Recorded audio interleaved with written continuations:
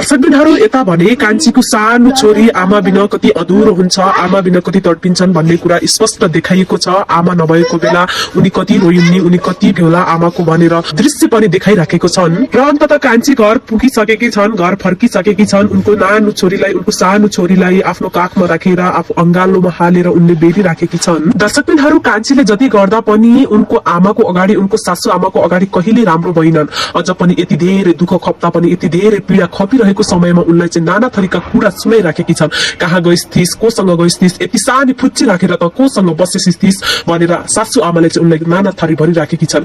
तर कान्छीमा विश्वास छ, सासू आमाले जति भने पनि म चाहिँ त्यस्तो व्यवहार गर्दिन, सासू आमा प्रति त्यस्तो गर्दिन भनेर उनले चाहिँ ढुक्कले भनिराखेकी छन्। पहिला सासूले त्यति धेरै गल्ती गर्दा पनि कान्छीले अहिले स्वीकारेकी थिइन्। पहिला सासूले आफूलाई मार्न आउँदा खोज्दा पनि उनले अहिले यति सानो गल्ती सम्झेर उनले स्वीकार गरेकी थिइन्। अझ पनि सासूले नराम्रो व्यवहार गरिराखेकी छन्, नराम्रा कुराहरू भनिराखेकी छन् उनलाई। दर्शकबिनहरू दुःखको कुरा के छ भने कान्छी बसिरहेको घरमा कान्छीलाई निकालेर कान्छी बसिरहेको कोठामा नबस अब भनेर घरबेटीले निकालिसकेका छन्। केही समय अघि लामो समयदेखि कान्छीका परिवारहरू सागर काम गरिरहेको अफिसको सरको कोठामा बसिराखेका थिए। उनका बुबाले अलिकति नराम्रो व्यवहार गर्नै नहुने, अलिकति नराम्रो काम भए कि झटफट गरिहाल्ने उनलाई चाहिँ अहिले घरबाट निकालेका छन्। कान्छीले जति राम्रो गर्दा पनि उनको बुबालाई चाहिँ जे गरे पनि नराम्रो भएपछि उनको बुबालाई चाहिँ चित्त नबुझेर कान्छीको परिवारले निकालेका छन्। यता भने सागर काम गरिरहेको अफिसमा सागरको हाकिम सरले भने कान्छीलाई किन निकालेको, कान्छी यति सानो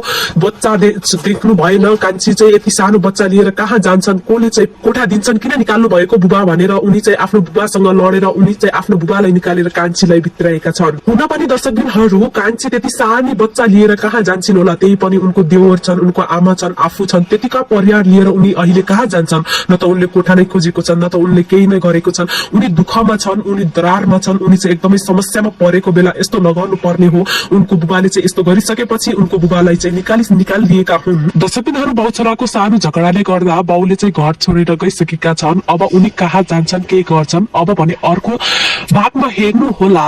कान्छी भाग कसले हेर्नुहुन्छ, यदि हेर्नुहुन्छ भने कमेन्टमा गएर कमेन्ट गरिदिनु होला।